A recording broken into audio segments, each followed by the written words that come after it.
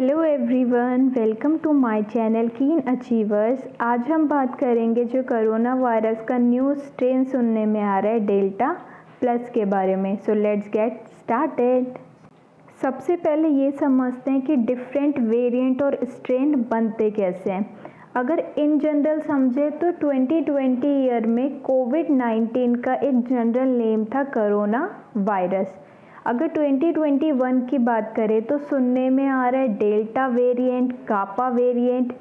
Delta variant वही same variant है जिसकी वजह से पूरे इंडिया में तबाही मच गई थी। इंडिया के सेकेंड फेज में जो कोरोना का वेरिएंट फैला हुआ था इंडिया में वो था डेल्टा वेरिएंट। इसी की वजह से काफ़ी ज़्यादा डेथ हुई थी इंडिया के अंदर। तो डिफरेंट टाइप के वेरिएंट बनते हैं ड्यू टू म्यूटेशन। म्यूटेशन क्या होता है? म्यूटेशन मतलब होता है सिंपली चेंज। किसी भी प्रकार के चेंज को हम म्यूटेशन कहते हैं, चाहे वो हल्का फुल्का हो या फिर बहुत ज़्यादा अमाउंट में चेंज हो। अब पिक से समझते हैं। जो लेफ्ट हैंड साइड में पिक शो हो रही है उसमें एक ग्रीन कलर के कोरोना वायरस ने लंग सेल के अंदर एंट्री ली, वहाँ पे अपना रेप्लिकेशन का मैकेनिज्म कंप्लीट किया और अपने ही जैसे काफ़ी ज़्यादा अमाउंट में न्यू कोरोना वायरस को प्रोड्यूस कर दिया। तो एक सिंगल कोरोना वायरस ही इतना कैपेबल होता है कि वो इतने ज़्यादा अमाउंट में कोरोना वायरस को प्रोड्यूस कर सके। जो राइट हैंड साइड में पिक्चर है वो ऑब्जर्व करने वाली पिक्चर है। जो न्यू कोरोना वायरस बने हैं 7, उनमें से जो 6 कोरोना वायरसेस हैं वो बिल्कुल सेम है पहले वाले कोरोना वायरस के जैसे, जिससे वो मल्टीप्लाई हुए हैं। पर जो एक कोरोना वायरस है ब्लू कलर का वो डिफरेंट कोरोना वायरस है, उसमें कुछ चेंज हुआ है। तो इसी चेंज को हम म्यूटेशन कहते हैं और इस चेंज्ड वायरस को हम कहते हैं म्यूटेट वायरस। यही कारण है वेरिएंट बनने का। अगर हम सिंपल लैंग्वेज में समझें, एक कोरोना वायरस से 2 वायरसेस बने। अब बनते ज़्यादा हैं पर एग्जाम्पल के तौर पे 2 कोरोना वायरस बने। वो 2 कोरोना वायरस फिर फर्दर रेप्लिकेट करेंगे और 4 कोरोना वायरस बनाएंगे, 4 से 8 बने। ऐसे करते करते मान लेते हैं 105 कोरोना वायरस बन गए। तो ये ज़रूरी नहीं है जो 105वां कोरोना वायरस बना है वो बिल्कुल सेम हो पहले वाले कोरोना वायरस के जैसे, जो ह्यूमन सेल में जिस कोरोना वायरस की एंट्री हुई, क्योंकि बीच में इतने सारे रेप्लिकेशन हुए हैं।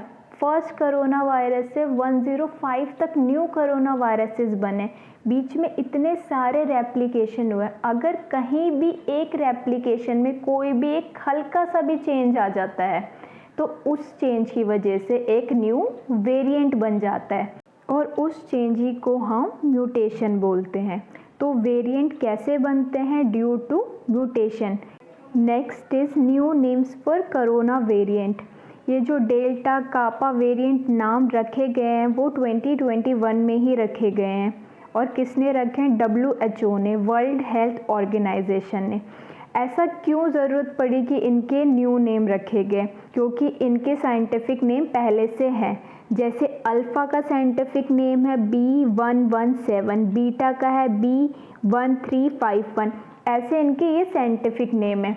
तो नेमिंग की ज़रूरत ही क्यों पड़ी जब इनके साइंटिफिक नेम है?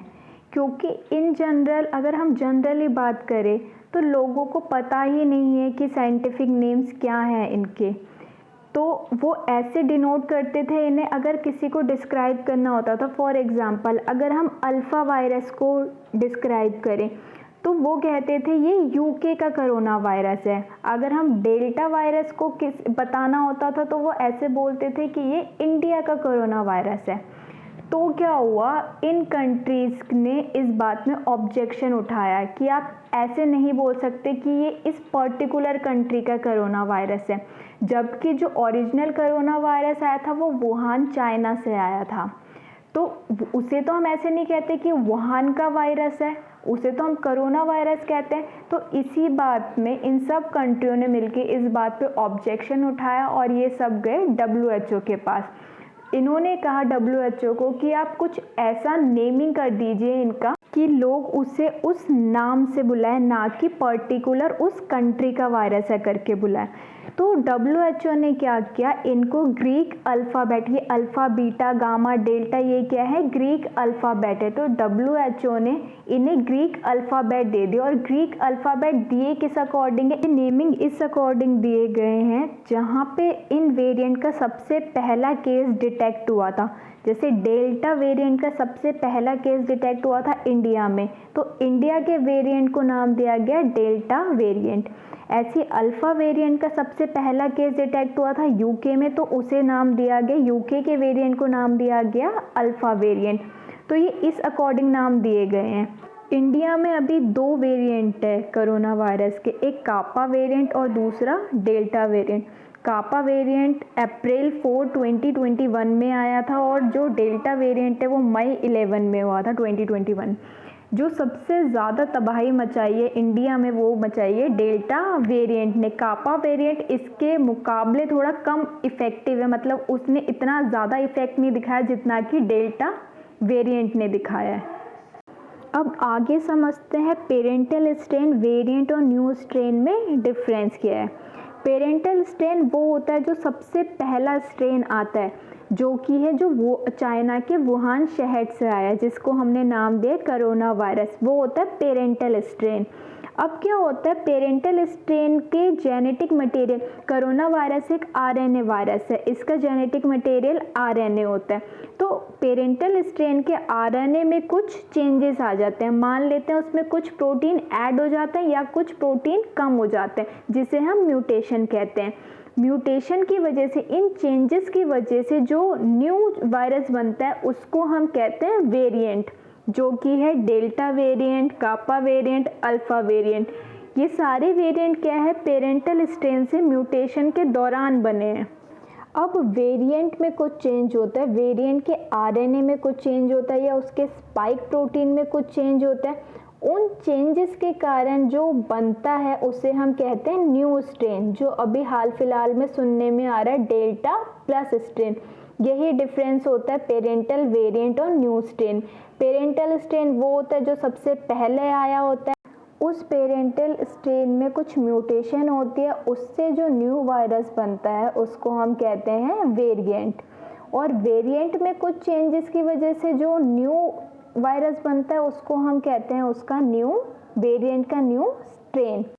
तो delta plus strain corona virus का है क्या, सिंपली एक म्यूटेट वायरस है जो बना है डेल्टा वेरिएंट की वजह से। अब ऐसा क्या चेंज हुआ है डेल्टा वेरिएंट में कि डेल्टा प्लस स्ट्रेन बन गया है।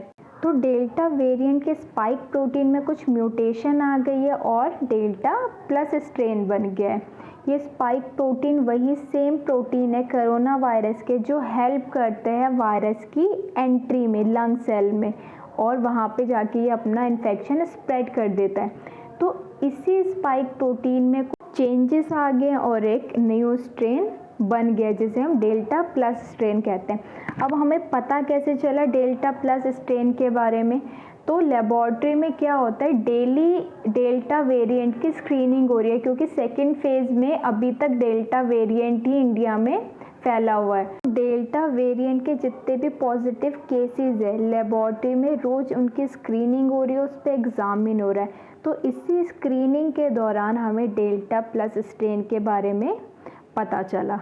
Next is delta plus strain resist कर रहा है वैक्सीन्स को, मतलब कि वैक्सीन्स डेल्टा प्लस स्ट्रेन पे काम नहीं कर रही है।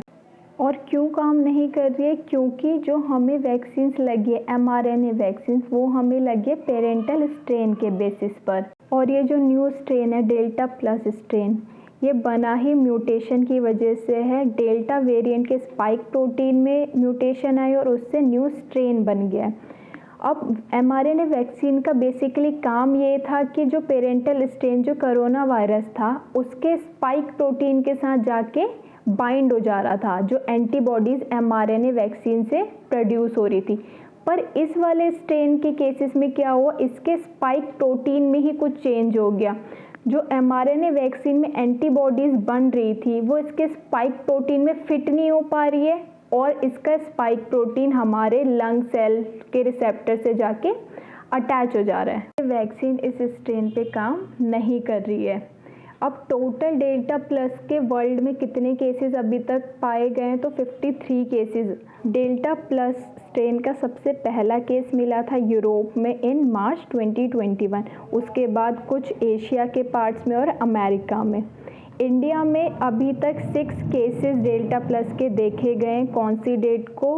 जून 7, 2021 में। नेक्स्ट कौन सी कंट्री में कितने डेल्टा स्ट्रेन के केसेस मिले हैं, तो 1 केसेस मिले हैं कनाडा, जर्मनी और रशिया में, 2 मिले हैं नेपाल में, 4 मिले हैं स्विट्ज़रलैंड में, 9 मिले हैं पोलैंड में, 13 जापान में और 14 यूएसए में। नेक्स्ट क्या सिम्टम्स मिले हैं डेल्टा प्लस स्ट्रेन में, तो अभी तक ये सिम्टम्स मिले हैं। पहला हेयरिंग इम्पेयरमेंट, मतलब सुनने की क्षमता कम हो जाती है। दूसरा इंडाइजेशन और तीसरा ब्लड क्लॉट्स। तो अभी तक ये 3 सिम्टम्स पाए गए डेल्टा प्लस स्ट्रेन के लिए। नेक्स्ट इज हम कैसे अपने आप को बचा सकते हैं डेल्टा प्लस स्ट्रेन से। क्योंकि वैक्सीन इस पे काम नहीं कर रही है तो हमें क्या करना है, हमें वायरस को ऐसी कोई भी अपॉर्चुनिटी नहीं देनी है कि वो हम तक पहुँचे।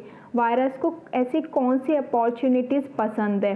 पहला पार्टीज़ और गैदरिंग, दूसरा क्राउडिंग, तीसरा not wearing a mask, social distance. ये सारी ऐसी अपॉर्चुनिटीज़ हैं जो वायरस को बहुत ज़्यादा पसंद। अगर इनमें से एक भी फेवरेबल कंडीशन मिल गई है, कोई भी ऐसी अपॉर्चुनिटी मिल गई, तो वायरस हम तक पहुंच सकता है।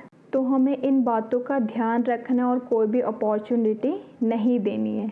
Next is how can we control these variants from mutating.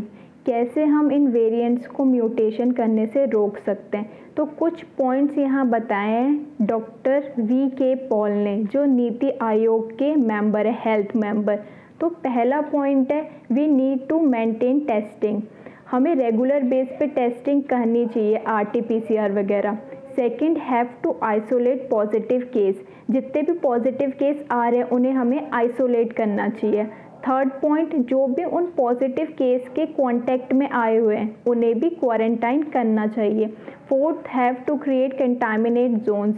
उनके लिए अलग से जोन बनाना चाहिए। Fifth, need to take care of the infected. जो भी इन्फेक्टेड है उनकी टेक केयर करनी चाहिए। Last, inoculate people with vaccine. सबको वैक्सीन लगानी चाहिए। तो ये कुछ पॉइंट्स है बाय वी.के. पॉल जिससे हम कंट्रोल कर सकते हैं वेरिएंट को म्यूटेट करने से। That's it for today's video. Thank you for watching. Hope you like the video. See you in the next video. Hit the like button if you like the video and subscribe.